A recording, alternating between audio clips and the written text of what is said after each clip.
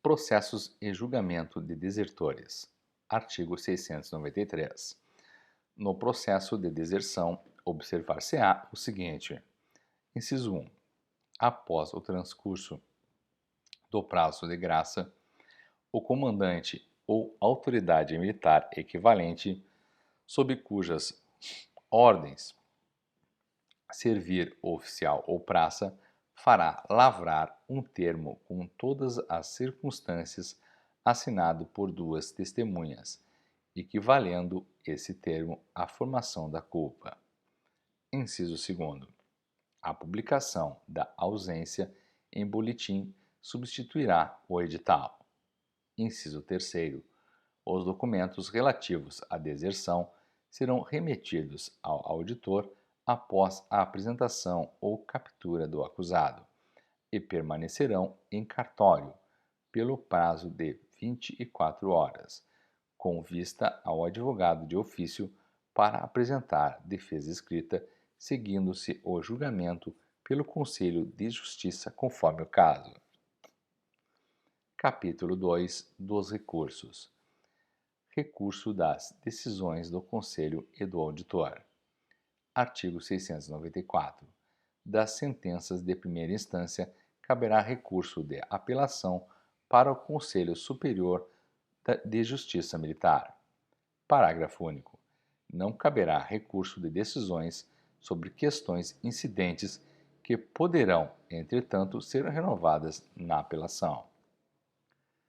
Prazo para apelação. Artigo 695. A apelação será interposta dentro em 24 horas a contar da intimação da sentença ao procurador e ao defensor do réu, revel ou não. Recurso de ofício. Artigo 696.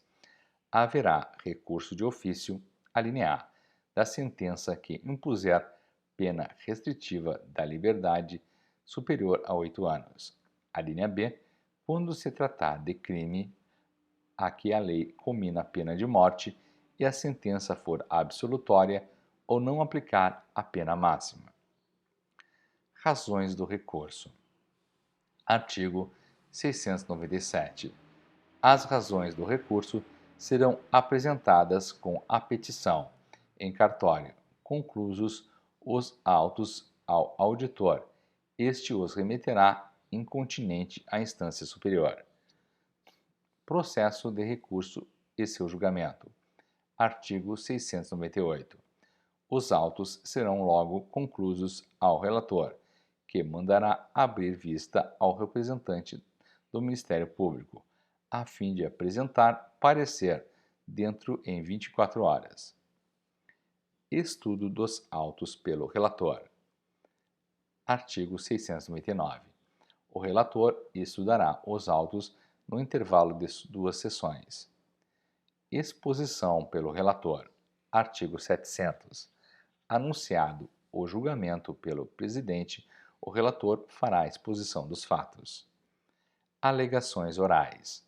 Artigo 701. Findo o relatório, poderão o defensor e o procurador fazer alegações orais por 15 minutos cada um. Decisão pelo Conselho. Artigo 702.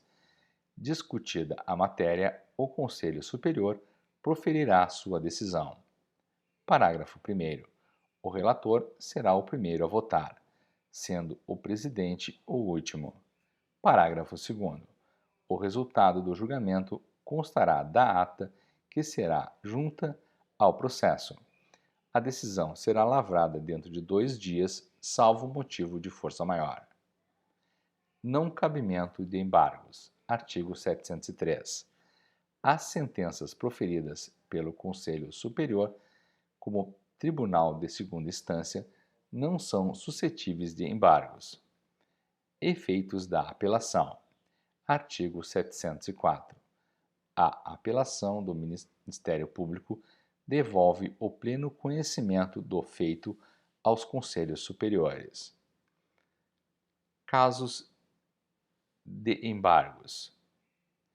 Artigo 705.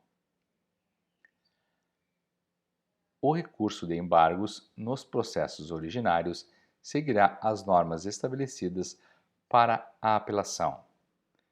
Não cabimento de habeas corpus ou revisão. Artigo 706. Não haverá habeas corpus nem revisão. Capítulo 3. Disposições especiais relativas à justiça militar em tempo de guerra. Execução da pena de morte. Artigo 707. O militar que tiver de ser fuzilado sairá da prisão com uniforme comum e sem insígnias, e terá os olhos vendados, salvo se o recusar no momento em que tiver de receber as descargas. As vozes de fogo serão substituídas por sinais. Parágrafo 1º. O civil ou assemelhado será executado nas mesmas condições, devendo deixar a prisão decentemente vestido. Socorro espiritual. Parágrafo 2º. Será permitido ao condenado receber socorro espiritual. Data para execução. Parágrafo 3º. A pena de morte só será executada 7 dias após a comunicação ao Presidente da República, salvo ser imposta em zona de operações de guerra e exigir o interesse da ordem e da disciplina. Lavratura de ata. Artigo 708. Da execução da pena de morte, lavrar-se-á ata circunstanciada, que é assinada pelo executor e 2 testemunhas. Será remetida ao comandante-chefe para ser publicada em boletim. Sentido da expressão forças em operação de guerra. Artigo 709. A expressão forças em operação de guerra abrange qualquer força naval, terrestre ou aérea, desde o momento de seu deslocamento para o teatro das operações até seu regresso, ainda que cessadas as hostilidades.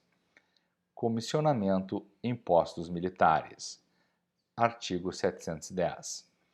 Os auditores, procuradores, advogados de ofício e escrivães da Justiça Militar que acompanharem as forças em operação de guerra serão comissionados em postos militares, de acordo com as respectivas categorias funcionais. Disposições finais e transitórias. Artigo 711. Nos processos pendentes na data de entrada em vigor deste Código, observar-se-á o seguinte: a linha A. Aplicar-se-ão à prisão provisória as disposições que forem mais favoráveis ao indiciado ou acusado. A linha B.